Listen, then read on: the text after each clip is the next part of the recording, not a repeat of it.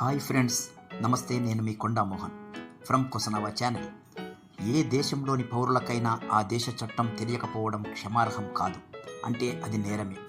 చట్టం నాకు తెలియదంటే ఏ చట్టము ఒప్పుకోదు.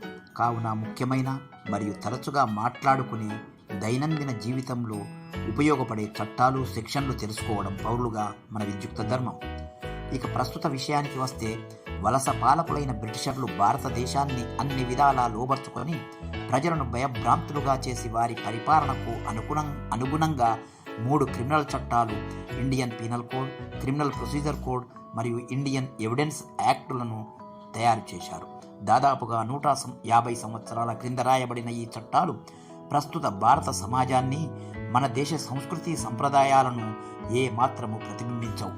అందుకనే అనవసరమైన సెక్షన్లను తీసివేసి అవసరమైన సెక్షన్లతో విపులీకరించి ఇండియన్ పీనల్ కోడ్ స్థానంలో భారతీయ న్యాయ సంహిత లేదా BNS 2023 గాను, క్రిమినల్ ప్రొసీజర్ కోడ్ స్థానంలో భారతీయ నాగరిక్ సురక్షా సంహిత BNSS 2023ను, ఇండియన్ ఎవిడెన్స్ యాక్ట్ స్థానంలో భారతీయ సాక్ష్య అధినియం BSA 2023ను ప్రవేశపెట్టి 2024 జూలై 1 నుండి ఈ కొత్త చట్టాలను భారత ప్రభుత్వం దేశమంతా ఆచరణలోకి తెచ్చింది.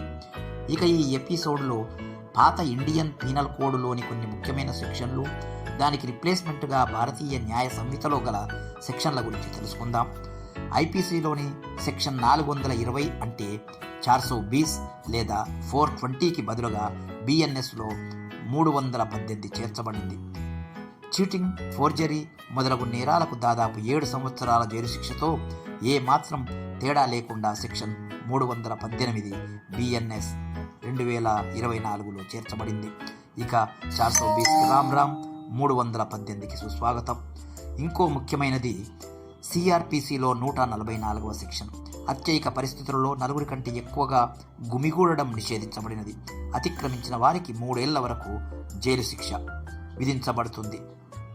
దీనిని అనుసరించే కర్ఫ్యూను విధిస్తారు. ఇక దీనికి సమానమైనది BNSSలోని 163వ సెక్షన్. పాత నిర్వచనంతోనే అమలులోకి వచ్చింది. మరో ముఖ్యమైన సెక్షన్ IPCలోని 498A లేదా గృహహింస చట్టంగా పేరు పొందిన ఈ చట్టం ప్రకారము వివాహిత స్త్రీని భర్త కానీ, భర్త తరపు బంధువులు కానీ మానసికంగా, శారీరకంగా, ఆర్థికంగా లేక మరే విధంగానైనా హింసిస్తే IPC ప్రకారం 3 సంవత్సరాల వరకు జైలు శిక్ష మరియు జరిమానా విధించబడును. ఇక BNS 2023లో సెక్షన్లు 85, 86లో 498Aను రిప్లేస్ చేస్తున్నవి. ఇక ఇలాంటి మరిన్ని ముఖ్యమైన సెక్షన్ల గురించి మరో వీడియోలో తెలుసుకుందాం. అంతవరకు సెలవు. జై హింద్.